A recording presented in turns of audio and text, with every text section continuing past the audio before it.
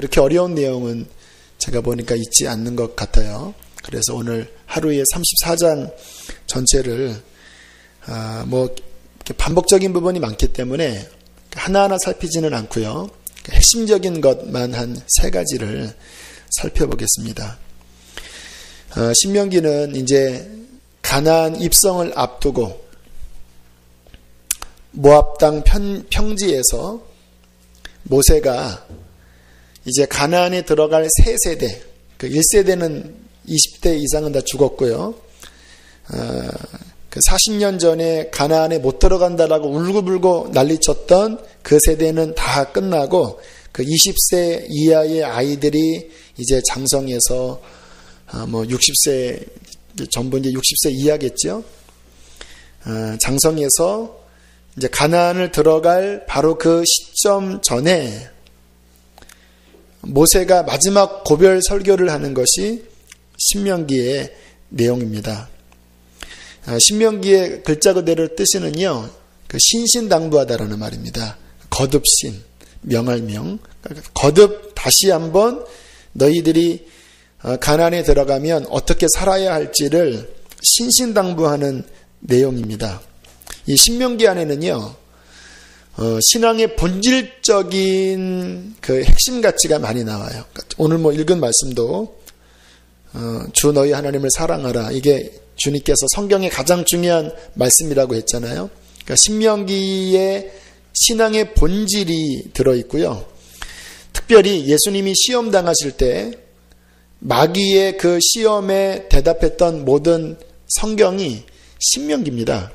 사람이 떡으로만 살 것이 아니요.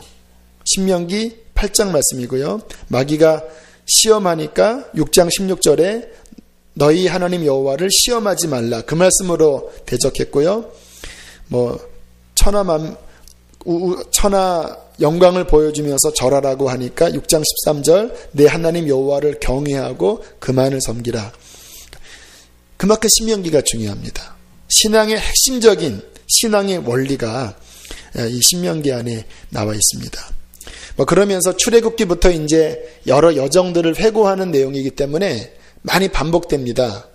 그래서 오늘은 그 본질적인 것 한 3가지만 좀 함께 살펴보겠습니다. 먼저 우리 1장 31절로 한번 넘어갈 거예요. 1장 31절. 31절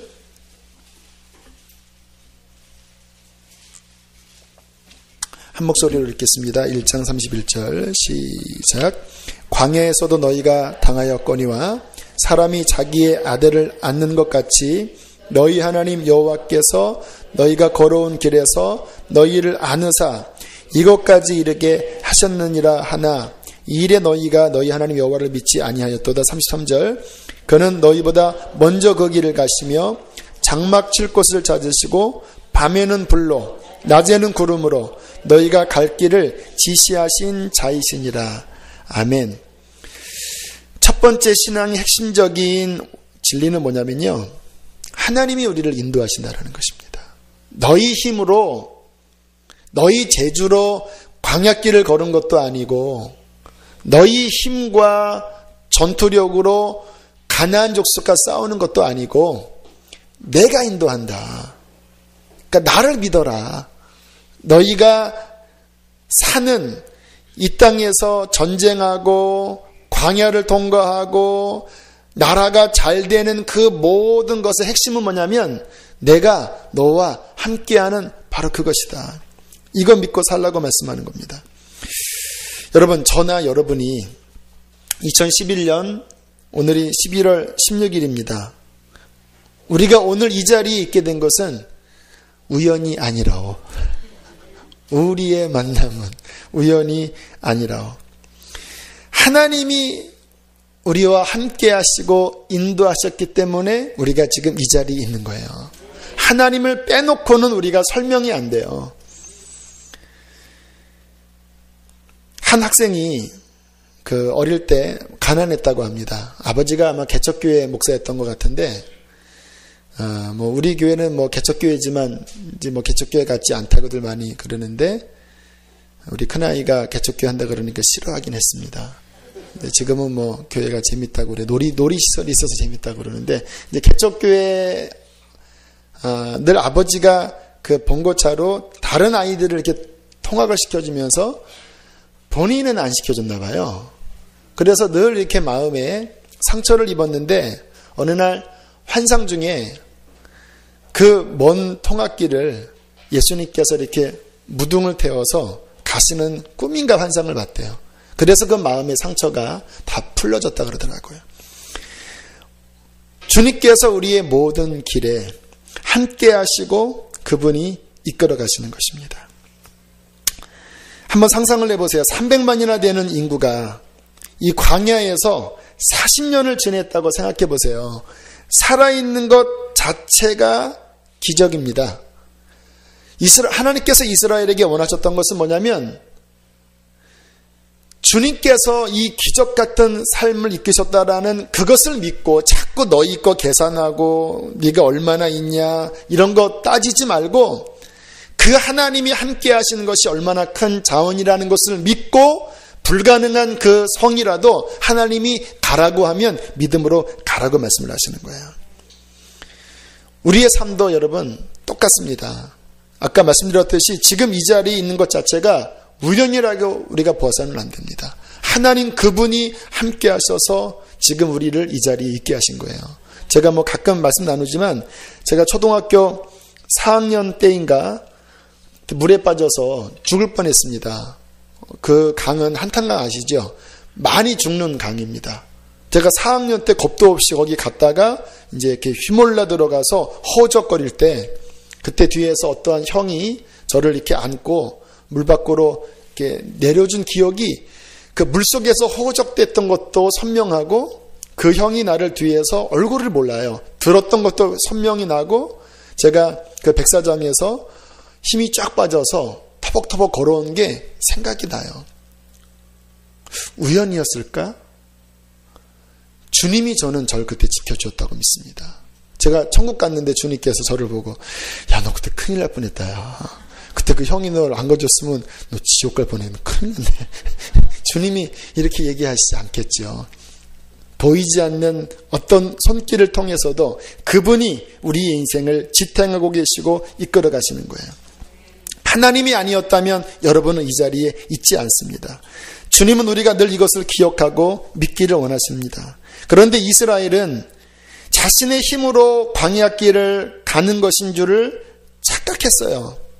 그래서 40년 전에 가나안에 들어가라고 하니까 그 철병거와 그 거인 족속들 앞에 우리 못 들어간다.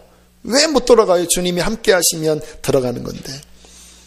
그래서 이 신명기에 다시 한번 모세가 강조하는 것은 뭐냐면, 주님께서 함께 하니까 담대하게 두려워하지 말고 그 땅에 들어가고, 또 그 땅에 들어가서 잘 되더라도 교만하지 말아라. 읽어봐서 아시죠? 너희가 잘나서 그 땅을 차지한 것 아니다. 너희가 악하지만 하나님이 들어가게 하셨고 하나님이 재물 얻을 능도 주신 거니까 잘 되나 못 되나 오직 결론은 그 하나님만을 바라보고 하나님이 함께 하시는 것을 믿고 붙잡고 살아가라고 말씀을 하시는 것입니다. 저에게도요, 자주 어떤 염려가 밀려올 때가 있습니다. 그러면 안 되는데, 내일 일은 염려하면 안 되는데, 가끔 이 앞자리에서 기도하다가 이제 내년을 막 생각하는 겁니다. 내년. 이제 부목사님 한 분 더 둘 지금 기도 중인데, 그리고 이제 우리 선화목적교회에서 완전히 독립을 하면 이제 뭐 재정적인 막 계산을 하고 있습니다. 뭐 얼마 정도 헌금이 돼야 되고 막 하면은 기도할 때 계산을 하고 있어요.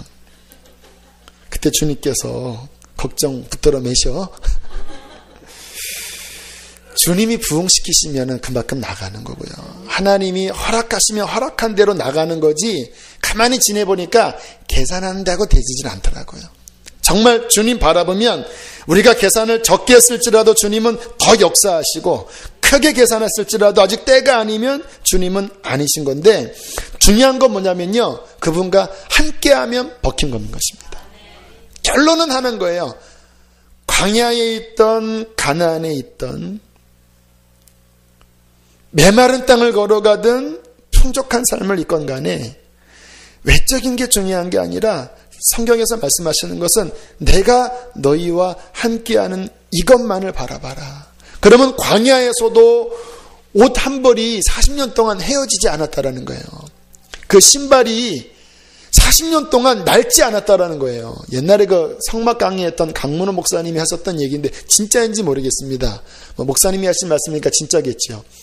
그 유물 가운데 그 샌들이 있다라고 그러더라고요. 그 광야길을 걸었던. 근데 그게 아직도 헤어지지 않았다고. 그거를 박물관에서 강문호 목사님이 만져보셨다고 그렇게 간증을 했던 기억이 나요.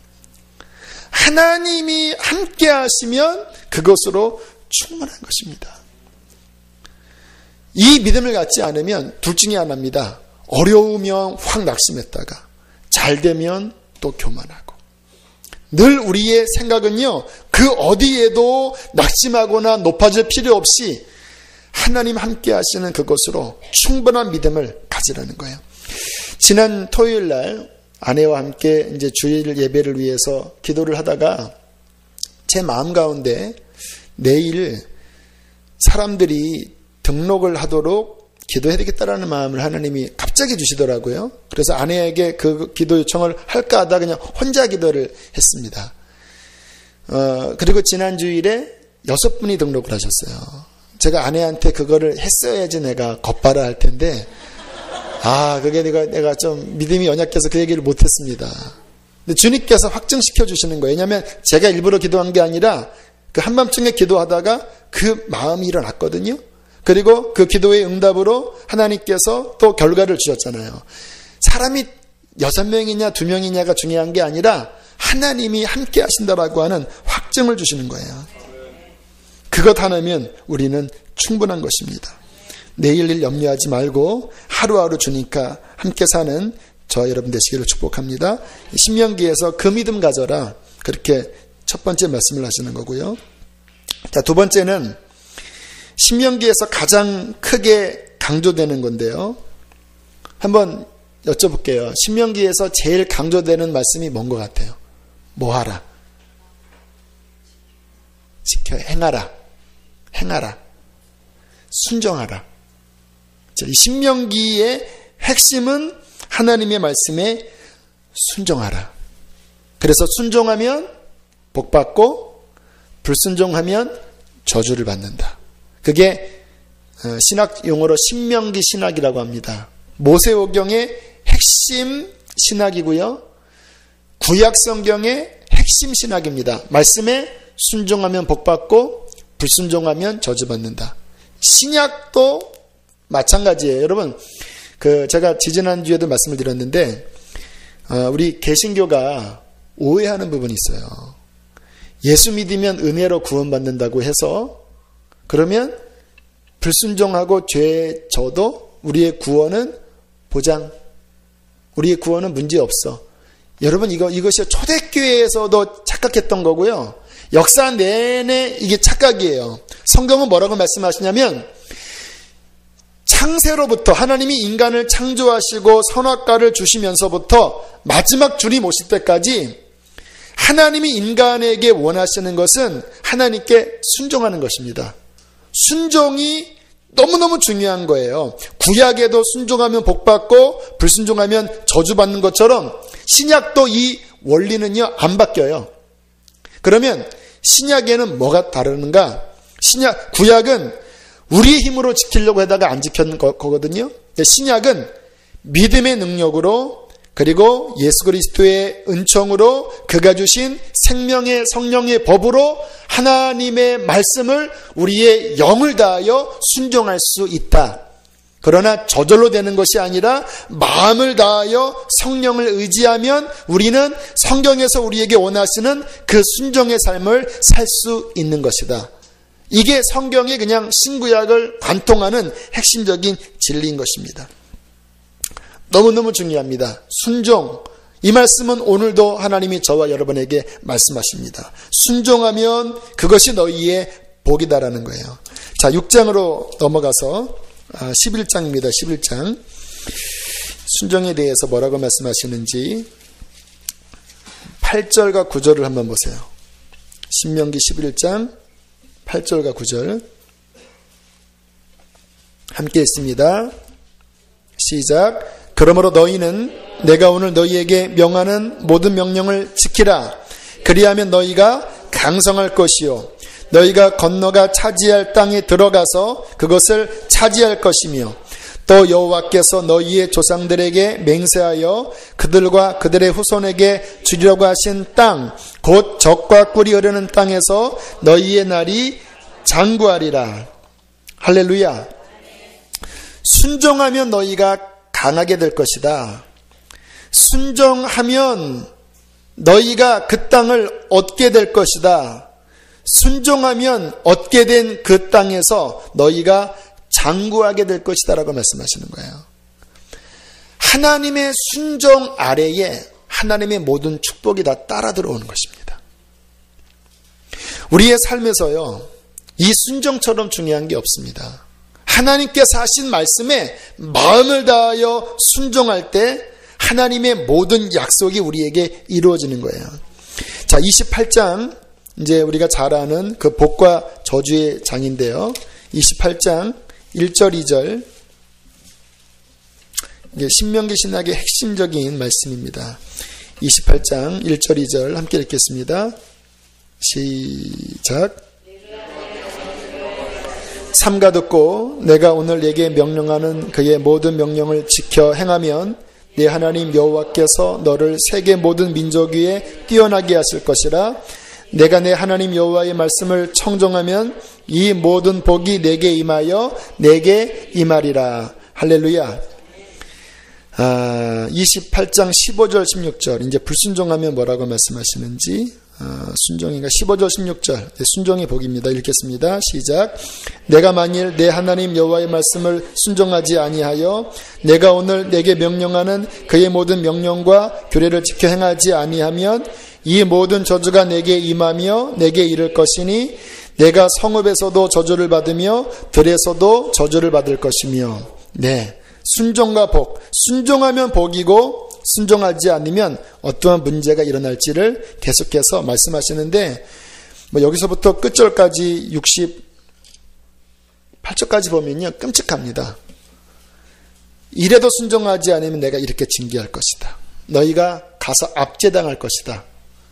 그래도 순종하지 않으면 그 다음에는 그 나라에서 너희들의 아주 기근과 아주 그냥 가난이 와서 심지어는 너희 엄마가 너희의 아들까지 먹게 되리라.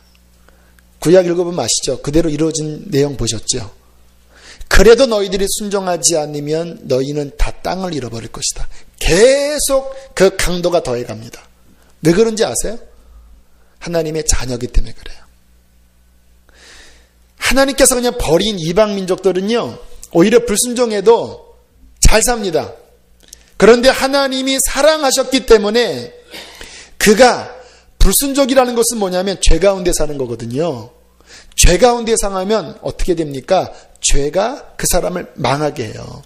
하나님이 망하게 하는 게 아니라 죄가 그 사람을 망하게 해요. 그래서 하나님의 이 징계는 어떻게 보면 사랑의 표현입니다. 자식이 지금 저기 막 독사밭으로 가는데 내버려두는 건 사랑이 아니잖아요. 소리치잖아요. 가지마! 그래도 막 독사밭에 가면 어떻게 됩니까? 붙잡지요. 그래도 간다 그러면 어떻게 돼요? 매를 때리죠. 그래도 간다 그러면 어떻게 해요? 꽁꽁 묶지요. 그런 차원입니다. 계속 이들이 그 죄 가운데 살려고 할 때 하나님의 징계가 더하는 것은 그들을 향한 하나님의 사랑인 거예요. 가면 망한다. 그런데 안타깝게 이스라엘이 하나님의 말씀을 순종하지 않고 그 다음 역사를 보면 다윗 시대, 솔로몬 시대 초기 또 히스기야 시대 몇몇 왕조 때는 순종했지만 대부분의 많은 시간들은 이 여기서 나와 있는 그 불순종으로 인한 저주를 그들이 안타깝게 경험을 했지요. 우리가 이 신명기를 통해서 우리가 받아야 될 중요한 말씀은요. 우리의 삶에 중요한 것은 우리의 문제가 풀어지는 게 아닙니다. 재정적으로 풀어지는 것 중요하지요. 그리고 우리의 삶에 어떤 것들이 윤택하게 되는 것 나쁘지 않아요. 그러나 더 더 중요한 것은 우리의 삶에 말씀의 순종의 삶을 살아내는 거예요. 말씀의 삶의 순종을 살아내다가 감옥 가도요, 그것은 오히려 축복인 거예요. 말씀을 순종하며 살아내다가 어려움 당하면 오히려 그것이 하나님께는 더 큰 축복인 것입니다. 신앙 성장하려면요, 순종하셔야 됩니다. 제가 목회를 해보니까 신앙 성장의 속도가 사람마다 참 달라요. 어떤 사람은 한 번에 막 신앙이 쫙 자라나는 사람이 있고 10년이 자라도 그 자리인 사람은 이상하게 그 자리더라고요. 근데 키가 뭐냐면요, 이렇게 이제 주님 섬기다 보면 말씀이 부딪히잖아요. 이거는 끊어야 된다. 너의 삶을 거룩하게 해라. 그때 이 말씀이 부딪힐 때 이게 잘못됐구나 하고 말씀에 딱 순종하는 사람은 신기하게 그 고비를 넘기자마자 영적으로 확 열려요. 그런데 신앙생활하고 말씀에 부딪힐 때 난 못해, 나는 아직 아니야 하고 거기에 순종하지 않고 걸리잖아요. 그러면 10년이 지나고 20년, 아니 죽을 때까지 그 순종이 안 되면 그 신앙의 수준은 거기서 다람쥐 쳇바퀴처럼 돌다가 끝나버리는 거예요. 마피아가 예수님을 영접했다고 합니다. 그런데 어떻게 복음을 전하냐면 예수님 믿으면 천국 갑니다, 이렇게 복음을 전했대요. 그래서 마피아가 기쁜 마음으로 더 다른 게 없습니까? 예수님 믿으면 천국 갑니다. 다른 게 없습니까? 네, 예수님 믿으면 천국 갑니다. 기뻐서 돌아갔대요. 뭐가 빠졌죠? 마피아에게 뭐라고 이야기를 해야 됩니까? 회개하시고 믿으셔야 된다고 얘기를 되잖아요. 다음날 마피아가 화를 내면서 찾아왔대요.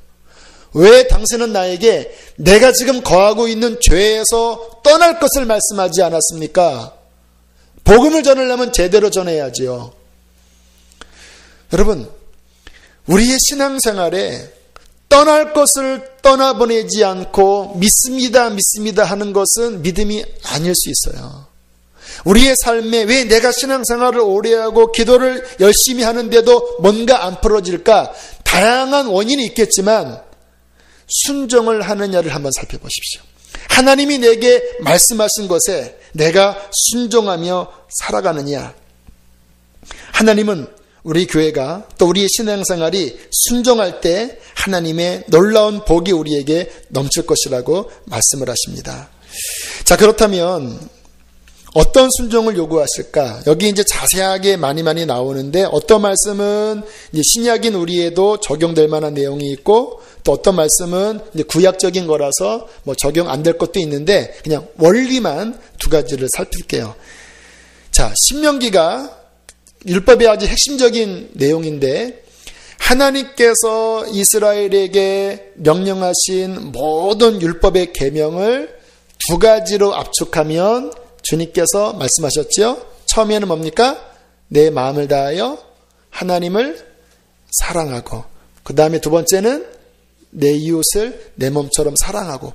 이 그렇게 복잡하고 많은 성경의 계명과 율례들이 결국 모으면 오늘 본문에 나와 있는 이스라엘아 들으라, 우리 하나님 여호와는 오직 유일한 여호와이시니 너는 마음을 다하고 뜻을 다하고 힘을 다하여 내 하나님 여호와를 사랑하라. 이 말씀과 또 그 다음 나오는 이웃을 내 몸처럼 사랑하라, 두 말씀으로 집약할 수 있습니다. 자, 먼저 하나님께서 우리에게 무엇을 요구하실까? 너희의 마음을 다하여 하나님을 사랑하고 있느냐 물어보십니다. 주님께서. 자, 순종해야지 복이잖아요. 그럼 여러분 지금 순종하고 있습니까? 주님은 뭐를 보시냐면 다른 계명을 지켜라, 그 모든 것들이 있지만요, 그 모든 것의 핵심은 마음입니다. 이 마음이에요. 마음이 하나님 떠나면 못 지키는 거예요. 마음이 있으면 어려운 것도 지킬 수 있는 거예요. 여러분, 순교당할 수 있습니까? 순교당할 수도 있고 순교 못 당할 수도 있어요. 중요한 건 마음이에요. 내 마음이 이 시간 하나님을 뜨겁게 사랑하고 내 마음이 하나님으로 가득 차 있다고 한다면 우리는 성경에서 말씀하시는 모든 명령을 다 지킬 거예요. 왜? 하나님 사랑하고 있으니까. 그러면 내 마음을 다하여 하나님을 사랑하는 것이 어떻게 하면 알 수 있을까? 여러 가지가 있지만 예배를 보면 알 수 있습니다. 왜냐하면 예배에는 주님이 계시고 이 예배는 주님이 받으시는 거기 때문에 이 예배를 어떠한 마음으로 드리냐가 하나님을 사랑하는 척도인 거예요. 주님께서는 우리들의 마음속에 정말 예배를 사모하고 그 예배 가운데 계신 주님을 원하면서 주 앞에 나오는 것을 주께서는 원하십니다. 우리 교회 멀리서 예배 오시는 분들이 여럿 계신데 그 마음, 사모하는 마음, 가까운 데 계시나 멀리 계시나 여러분의 그 예배에 나올 때 갖고 있는 그 마음을 주님께서는 보신다라는 거예요. 보통 수요 예배에 많이들 안 나오시는데 아마 수요 예배에 오시는 분들은 기본적으로 주님 사랑하시는 분일 거예요. 비가 오는 날에 오는 분이면 그분들은 주님 재림하실 때 거의 들림받을 수 있습니다. 제가 오늘 영상 하나를 잠깐 좀 길지만 보여드릴게요. 자, 어떤 예배가 진짜 예배인지를 제가 보여드릴게요. 하나님이 정말 받으시는 사람의 예배를 한번 제가 영상 가운데 하나 찾아서 보여드릴 테니까 저분들 안에 있는 마음과 내 마음을 살펴보세요.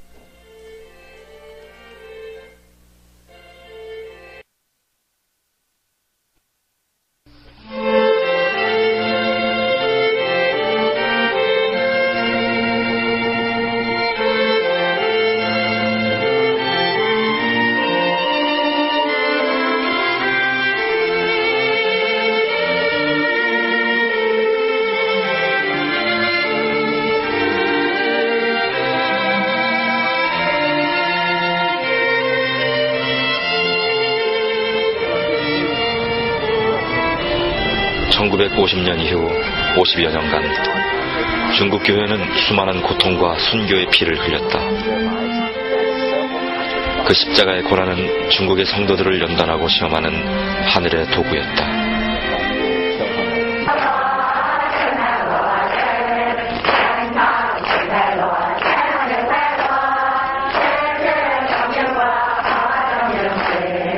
더 이상 자유로운 신앙이 금지되었을 때 서방의 교회들은 중국 교회가 이 세상에서 사라질 것이라고 생각했다. 그러나 그 흑암 속에서도 하나님의 나라는 결코 죽지 않았다. 외부의 지원 없이 오직 하나님만 의지해야 했던 그 간절함이 중국 교회를 더욱 부흥시키고 만 것이다. 감시를 피해 구석구석에서 드려지는 뜨거운 예배, 공개적인 예배가 금지되자 농촌을 중심으로 한 가정교회라는 형태로 발전되어 온 것이다.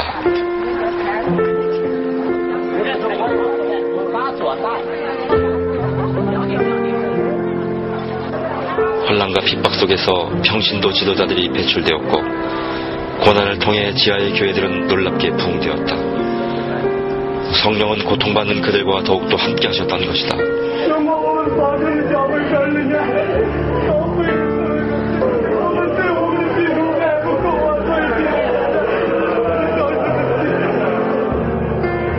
하늘에 속한 사람으로 알려진 윈 형제는 그런 믿음의 용사 가운데 하나다.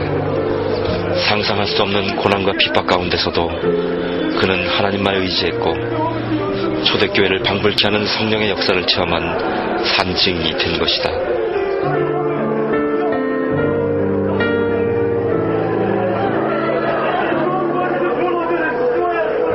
그런 믿음의 증인은 윈 형제만이 아니다.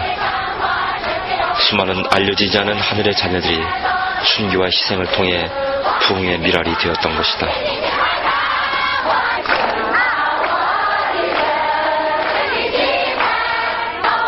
세상은 그들을 알지 못하였지만 하나님은 명확히 아셨고 그들과 함께 동행하셨던 것이다.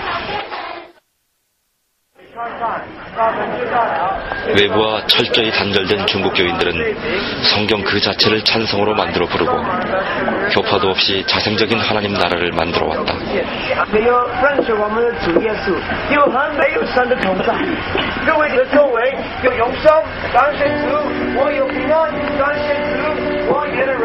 아무런 도움 없이 고난 가운데 내던진 그것이 차라리 축복이었다. 오직 하나님만 의지하여 직접 공급받는 산신앙의 체험을 열매 맺어온 것이다.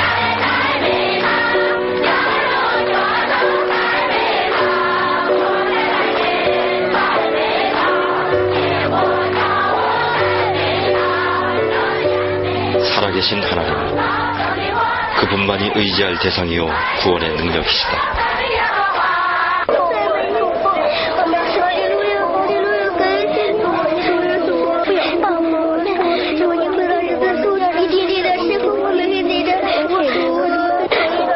지난 50여 년간 믿음을 위해 모든 걸 버려야 했던 교회 지도자들과 성도들, 그들은 반혁명 분자가 되어 모든 경제적 사회적 권리를 박탈당한 채 처참한 십자가를 지고 살아왔다.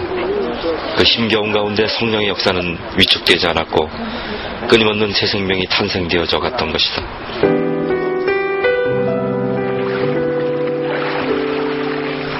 영화의 날씨에도 비밀리에 세례의식을 행한다. 생명의 감격, 은혜의 희연, 그 어떤 핍박과 고난도 이 행복과 결코 비교할 수 없으리라.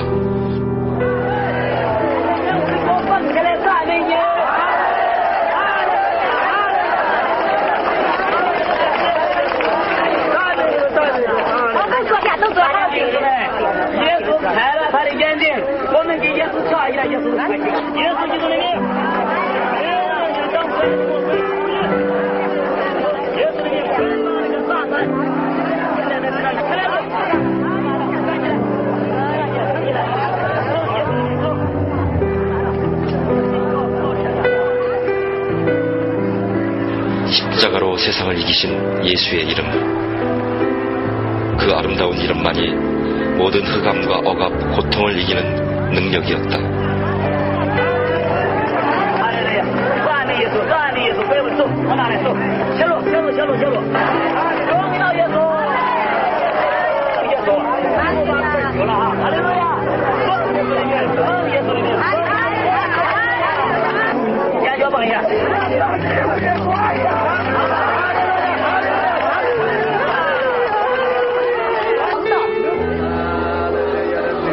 초라한 지하 예배당에서 감시를 피해드리는 이 뜨거운 성만찬.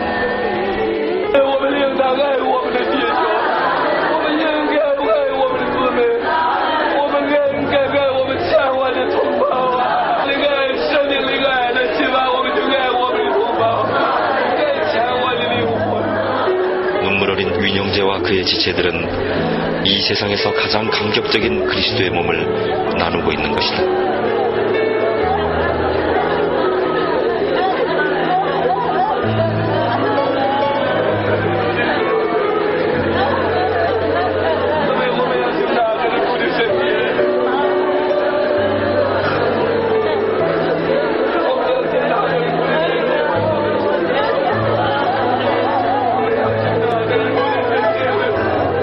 지난 50여 년간 선교사들이 추방된 이후 세계교회는 중국의 형제들을 위해 중보하였다. 그 결과 측량 못할 하나님의 섭리가 중국교회를 부흥시켰고 이제 새로운 역사를 위한 그릇으로 연단해 온 것이다.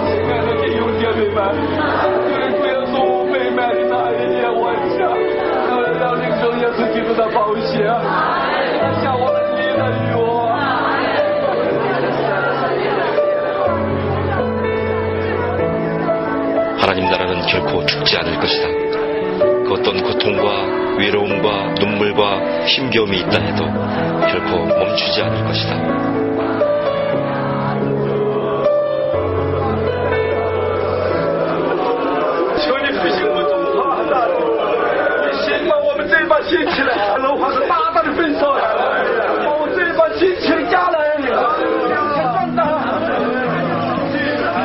죽은 듯 가리워진 그 풍경의 이면 속에서도 성령의 역사심은, 하나님의 일하심은 결코 멈춘 적이 없다. 그것이 중국의 가정교회를 통해 우리가 만날 수 있는 하늘의 메시지인 것이다. No one else can touch my heart like you do. And I could search for eternity long and find there is no 我们感谢你，主啊，我们前面还有一段路程，主啊，我们仍然交托仰望在你手上，主啊，你那样的爱我们，我们要爱你，我们要爱你。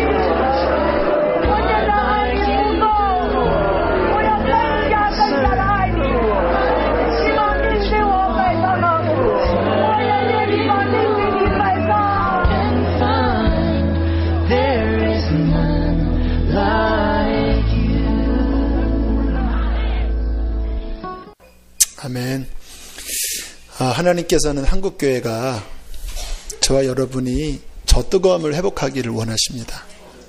화려한 게 아닙니다. 건물이 좋고 아주 세련된 사람들이 모여서 드리는 어떤 그 수준 높은 예배가 하나님께서 원하시는 게 아니라 저 중심에 마음을 다하여 주님만을 향한 그 예배, 주께서는 저 예배가 목마르신 거예요. 정말 우리 안에 그런 마음을 회복해야 합니다. 벌써 비교가 되잖아요. 제 마음도 벌써 다르거든요. 첫 번째 주께서 말씀하시기를 내 마음을 다하고 뜻을 다하고 힘을 다하여 내 하나님 여호와를 사랑하라. 그 사랑하는 마음으로 예배하는 것, 첫 번째 순종해야 될 것을 말씀하시고요. 자, 두 번째 순종하는 것은 내 이웃을 내 몸처럼 사랑하는 것을 순종하고 있는가? 그것이 너희의 복이라고 말씀을 하시는 것입니다. 자, 이 신명기에 보면요. 아마 보시면서 이렇게 그 부분이 눈에 들어오셨는지 모르지만 계속 중간중간에 어려운 이웃들을 위해서 물질을 흘려보내라. 심지어는 그 밭에 곡식을 추수하다가 옆에 한 무덩이에 곡식이 있으면 다 거두지 말아라. 가난한 사람 먹을 거 남겨둬야 되지 않겠냐. 15장 2절에 보면 빚을 면제해 주어라. 15장 11절 땅에는 언제든지 가난한 자가 그치지 아니하겠으므로 내가 내게 명령하여 이르노니 너는 반드시 내 땅 안에 내 형제 중 곤란한 자와 궁핍한 자에게 내 손을 펴라. 24장에 보면 누군가 빚을 져서 못 갚으면 그 전당물을 취할 때에 너무 가난하면 그날 지나가기 전에 다시 돌려줘라. 왜냐하면 그들이 그 겉옷을 입고 다니는 게 밤에는 이불이라고 합니다. 근데 그거 만약에 빼앗았다가 밤에 추우면 덜덜 떨면서 하나님 추워요 라고 하면 그것은 너한테 죄가 된다. 마땅히 이 사람이 빚졌을지라도 그가 그 추운 중에 떨면 그 죄를 너에게 물을 테니까 그에게 돌려주어라 라고 그렇게 말씀하시면서 또 뭐 77절 초막절 여러 절기를 꼭 어려운 사람과 함께 즐거워하며 그들과 함께 먹어라 라고 말씀하시는 내용이 성경에 가득합니다. 왜 그런지 아세요? 이 땅에는 언제나 가난한 사람이 있을 것입니다. 그런데 우리 하나님은 자비하신 분이세요. 긍휼이 많으세요. 그가 예수님을 잘 믿건 안 믿건 간에 어려운 자를 향하신 하나님의 아픈 마음이 있으신데 먼저 믿는 사람들이 교회가 그들을 외면하기를 주님께서는 원치 아니하십니다. 우리 교회도 내년 재정 상황을 잘 모르겠지만 그러나 우리 교회가 아무튼 더욱 어려운 교회를 또 어려운 이웃을 섬기는 그런 교회가 되기를 소원하고 있습니다. 그냥 물질로만 봉사하는 것이 아니라 직접 다가가서 그들에게 찾아가고 아픈 곳을 어루만져주고 그들을 섬기는 우리 교회가 되기를 소원하는 거예요. 감사하게 하나님께서 작지만 그렇게 할 수 있도록 시작하게 해주셨습니다. 아주 어려운 교회 한 군데, 그리고 손길이 잘 미치기 어려운 그 아이를 우리가 아마 고등학교 올라가고 대학 올라가도 계속 주님이 허락하시면 그 아이를 섬겼으면 좋겠습니다. 그 아버님 목사님이 언제까지 섬길 거야 라고 여쭤봤대요. 그러니까 좀 안타까움이 있나 봐요. 그래서 뭐 기한은 정하지 않았고 그 아이가 건강하게 크는데 우리가 도움을 줄 수 있다면 섬기기를 원하는 것입니다. 저는 하나님께서 우리 교회 안에 이것을 더 확장시킬 거라고 믿음이 와요. 왜냐하면 제 안에 자꾸 소원이 일어납니다. 뭐 지금이야 막 도와줄 수는 없으니까 지혜롭게 해야 되겠지만 이상하게 제 마음 안에 그런 어려운 이웃들, 특별히 공적으로 손이 미치지 아니하는 그 슬피 우는 누군가, 우리 교회 안에도 괜찮아요. 또 교회 바뀌건 하나님이 허락하면 최선을 다해서 섬기기를 원하는 마음을 제 중심부 안에 주님께서 부어주고 계셔요. 하나님께서 그 일을 이루실 것입니다. 꼭 그렇게 될 수 있도록 기도를 해주시길 바랍니다. 자, 순종하라. 여러 자세한 명령들이 있지만 먼저는 하나님을 사랑하고 내 이웃을 내 몸처럼 사랑하는 삶을 순종하며 나아가면 우리의 인생은 복된 인생이 될 것입니다. 하나님이 부어주실 거예요. 근데 주님을 믿지만 인색하게 하나님께도 인색하고 이웃에게도 인색하면 제가 좀 급진적입니다. 이런 부분들은. 저는 그런 분들 구원 못 받는다고 생각해요. 제가 이해하고 있는 구원론은요, 예수님을 입으로 시인하는 게 아니에요. 진짜 시인한다고 한다면 그 믿음은 우리의 마음을 변화시키고 삶을 변화시킵니다. 어떻게? 순종하는 삶으로. 어떤 순종? 하나님께 순종하고 이웃을 사랑하는 삶으로 순종하는 것. 아마 주님 앞에 마지막 서면 이게 되지 않는 많은 사람들이 주님 앞에 버림당할 거예요. 마태복음 7장처럼. 저는 우리 교회 누구도 그렇게 되길 원치 않아요. 그래서 우리 교회가 최선을 다해서 이런 부분들을 가르치고 또 열고 정말 인식을 열어서 진정한 믿음이면 하나님 사랑하고 이웃 사랑하는 것을 희생하면서 순종하는 삶이라는 것을 이해하고 그 믿음으로 나아가게 되기를 축복합니다. 자, 이제 신명기에 나오는 마지막 한 부분인데요. 좀 다른 이야기입니다. 이 신명기에는 좀 비관적인 예언 하나가 나와 있습니다. 그것은 이스라엘에 관한 예언이 나와 있어요.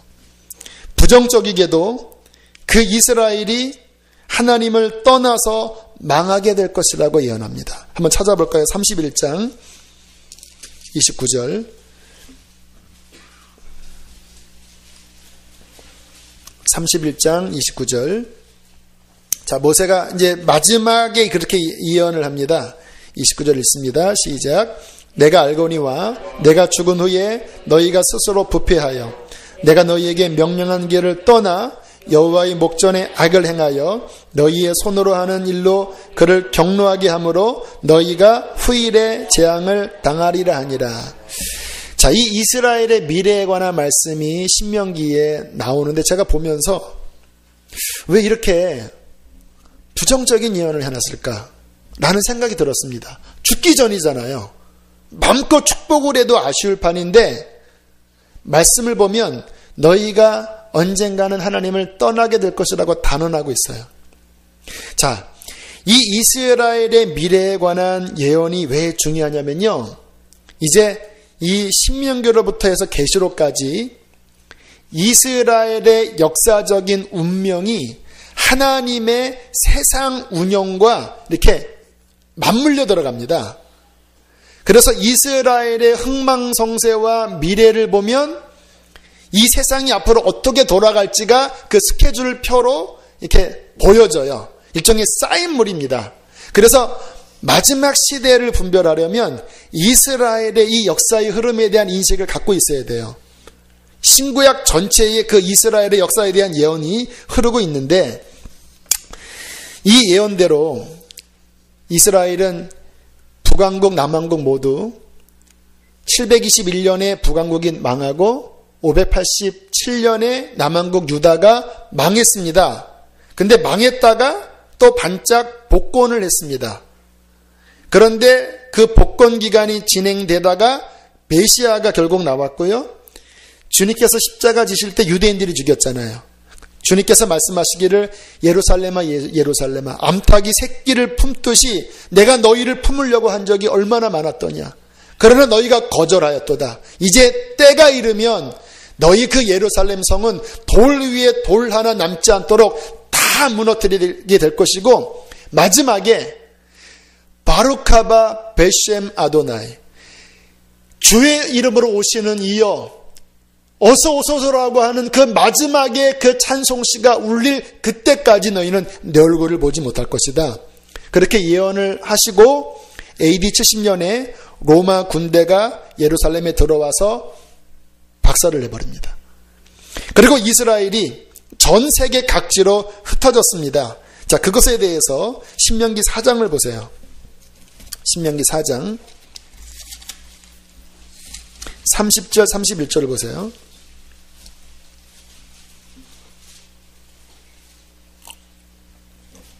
신명기 4장 30절 31절 읽겠습니다. 시작. 이 모든 일이 내게 임하여 환난을 당하다가 끝날에 내가 내 하나님 여호와께로 돌아와서 그의 말씀을 청종하리니 내 하나님 여호와는 자비하신 하나님이심이라. 그가 너를 버리지 아니하시며 너를 멸하지 아니하시며 내 조상들에게 맹세하신 언약을 잊지 아니하시리라. 벌써 이게 끝날을 이야기하고 있어요. 성경이 기가 막혀요. 얼마나 신구약이 통일성 있게 진행되는지 끝날을 이야기하고 있어요. 불순종할 거다, 망할 거다. 그러나 하나님은 너희를 버리진 않을 거다.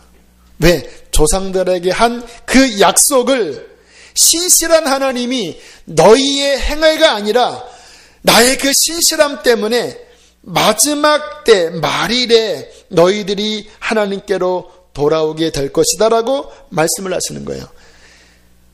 이 예언 이후에 또 한 천몇백 년이 흘러서 이스라엘이 이 예언대로 망했고요. AD 70년에.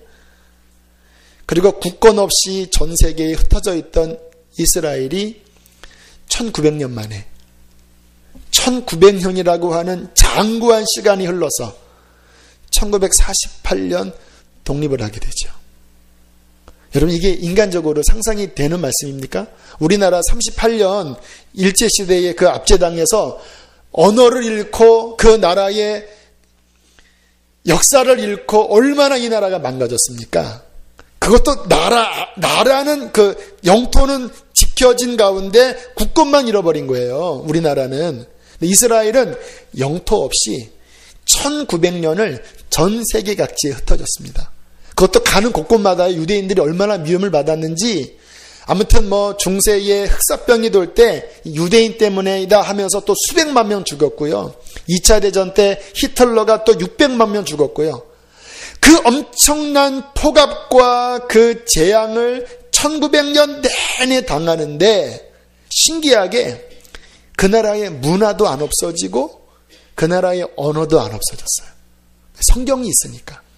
그리고 1세기 전만 해도 성경학자들이 이스라엘이 다시 모일 것이라고 하는 그 성경의 예언은요, 영적인 의미다라고 봤습니다. 왜냐하면 안 믿겨지니까. 이스라엘 나라 없잖아요. 안 믿겨지니까. 그런데 하나님의 역사의 그 마지막 수레바퀴가 움직이니까 2차 대전 끝나면서 그때 영국 수상이 그 전쟁 가운데 아마 이스라엘 어떤 그 과학자가, 유대인 과학자가 큰 공로를 했나 봐요. 그래서 네 소원이 무엇이냐 하니까 나라 독립입니다. 그래서 기적같이 이스라엘이 독립이 돼요.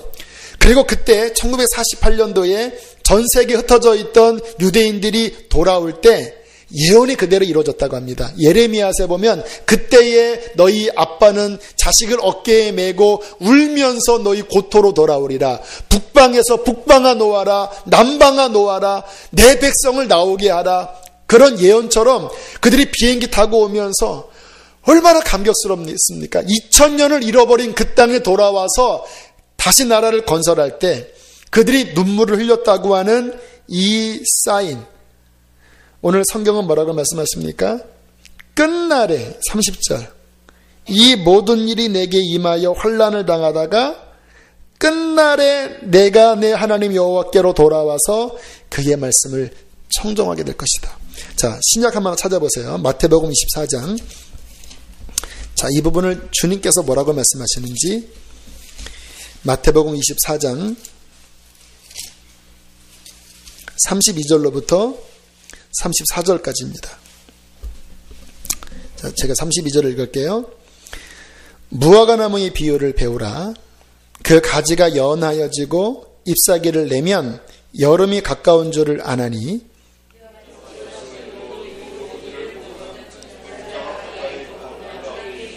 같이 있습니다. 34절 내가 진실로 너에게 이르노니 이 세대가 지나가기 전에 이 일이 다 일어나리라.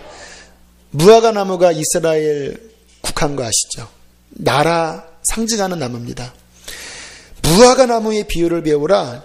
그 가지가 연하여지고 잎사귀를 내면 이제 여름인 것처럼 이 모든 일들, 앞에서는 징조를 이야기하지만 이스라엘이 독립되는 이 모든 일들을 일어나는 것을 본다면 이제 인자가 주님 오실 날이 곧 다가온 줄을 알라. 바로 문 앞에 왔다고 생각해라. 지금 여러분 손님이 문 앞에 있어요. 나온 겁니까? 안 온 겁니까? 바로 앞에 있어요. 문 앞에 있어요. 1948년도에 이스라엘이 독립했을 때 주님께서는 인자가 문 앞에 온 줄을 알라라고 말씀을 하십니다. 그러니까 이스라엘의 이 역사가 성경에는요, 이 마지막 때 역사 스케줄과 같이 맞물려 들어가는데 제가 몇 가지를 더 말씀을 드릴게요. 자, 이제 이스라엘이 독립을 했는데 그 다음에 일어날 것은 뭐냐면 이제 기독교의 부흥이 일어나는 일이에요. 아직 그들이 예수님을 믿지는 않아요. 지난 6월 29일자 신문을 보니까 거기에 한 그 대학교 교수님이 이렇게 이야기를 했습니다. 현재 711만 명의 이스라엘 가운데 예수 믿는 사람은 15,000명밖에 안 된대요. 0.002%. 아주 적지요. 그런데 15년 전 수십 개에 불과했던 교회가 지금은 200여 개로 증가하는 등 부흥의 조짐을 보이고 있다는 것입니다. 군대에서 예수를 영접한 청년도 지난 3, 4년 동안 수백 명으로 늘어나고 있대요. 노방전도도 과거에는 굉장히 적대적이었는데 지금 수월해졌다라는 거예요. 그러면서 이 핸들앤 이스라엘 교수가 이렇게 이야기했습니다. 지금 이스라엘은 예수 그리스도를 받아들일 준비가 되어 있습니다. 지난번 여러분 회복이라는 영화 이야기 들어보셨죠? 어떤 감독이 마음의 감동을 받아서 이스라엘의 회복, 그들이 예수님 믿을 것이라는 그 감동을 받고 영상을 만들었거든요. 근데 이 영상이 그냥 본인은 그냥 조그만 그 영감으로 시작을 했대요. 그런데 만들고 보니까 하나님이 연결시켜 주시는데 이게 자기의 의지를 넘어서서 영상물이 만들어진 거예요. 그리고 그 영상이 어떤 영화제에, 다큐멘터리 영화제에 큰 상을 받아버리고요. 그 영상이 나왔을 때 우리 한국 교회 안에 이스라엘을 향한 강력한 중보 기도가 일어났어요. 그러면서 이분이 말씀하기를 사람의 행위가 아니라는 거예요. 하나님이 지금 역사를 움직이고 계신데 이스라엘의 독립 이후에 이스라엘의 영적 부흥이 일어나고 있습니다. 이게 지금 이제 일어나는 조짐이고요. 앞으로 몇 가지 더 조짐이 있습니다. 이스라엘이 성전을 아마 다시 짓게 될 거예요. 지금 준비가 다 끝냈지만 예루살렘 성전 그 안에 이슬람 그 모스크 성지가 있기 때문에 그 황금도 아시죠? 이스라엘 성지고 이슬람 그 모스크거든요. 거기를 못 들어가요, 지금은. 그런데 준비가 다 끝냈다고 합니다. 어떤 정치적인 격변이 잠깐 일어나면 순식간에 밀고 들어와서 예루살렘 성전을 세울 것입니다. 그리고 그들은 다시 구약 제사를 드릴 거예요. 왜냐하면 주류는 예수님 안 믿거든요. 그러다가 누가 나타나냐? 적그리스도가 나타날 거예요. 그때 이스라엘은 우리가 기다렸던 메시아가 바로 저 사람이다라고 추앙하고 붙잡게 될 겁니다. 그런데 어떤 기간에 적그리스도가 성전에 서서 내가 하나님이다라고 한 순간 갑자기 그들에게 충격이 오면서 잘못 왔구나. 그리고 그때 대대적인 이스라엘의 회개가 일어납니다. 스가랴서에 보면 가슴을 찢으면서 그들이 찌른 그 메시아를, 자신이 찌른 그 그리스도를 다시 바라보게 될 것이라고 말씀하거든요.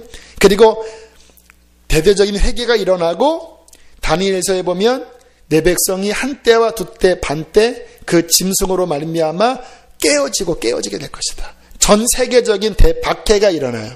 그때 유대인들이 엄청 박해를 당하지만 그 박해의 기간을 다 통과하고 다니엘서 12장에 보면 끝날에 이제 이스라엘이 구원을 받고 하나님의 나라가 완성되는 것이 하나님의 스케줄이에요. 제가 지금 이게 핵심적인 말씀만 드려서 그냥 감만 잡으시면 될 텐데, 하나님의 성경이 이미 신명기 가나안 땅도 들어가기 전에 그 역사의 미래를 이미 가르쳐 주시고 계신 것은, 이 말씀은 진리의 하나님이고 우리가 어떻게 하나님을 섬겨야 될지 성경은 통일성 있게 우리에게 보여주시는 것입니다. 놀랍게도 지금은 이 역사의 끝 중에서 끝으로 와 있어요. 그냥 자연 징조를 보고 하는 이야기가 아니라 이 신명기에 나와 있는 끝날에 너희가 내게로 돌아오게 될 것이다 라고 하는 이 말씀을 가지고 이 모든 것들이 지금 이렇게 풀어주고 있습니다. 여러분, 하나님이 역사의 주권자이세요. 우리가 사는 것은 더 이상 이 땅에서 잘 먹고 잘 사는 게 목적이 아닙니다. 제발 저와 여러분 여기서 벗어납시다. 벗어납시다. 언제까지 여기에 매여서 신앙생활을 하겠습니까? 좀 잘 되면 축복받았다고 하고 좀 어려우면, 이거는 하나님이 원하시는 기독교 종교가 아니에요. 하나님의 원대한 나라를 바라보면서 내가 잘 살건 못 살건 우리는 이미 그리스도 안에서 하늘에 속한 모든 복을 이미 받은 자예요. 주님 말씀 순종하고 이 말씀 때문에 죽으면 죽으리라 달려나가면서 하나님 사랑하고 이웃 내 몸처럼 사랑하고 그분을 섬기면서 내일 일은 내일 걱정하고 주님 앞에 그렇게 섬기며 나아가다가 주님 오시는 그날 하나님 나라 완성될 때에 우리는 그의 나라에서 영광을 누리며 살아가게 될 것입니다. 하나님 말씀만이 영원한 것입니다. 그 말씀 위에 서는 저와 여러분 되시기를 주의 이름으로 축복합니다.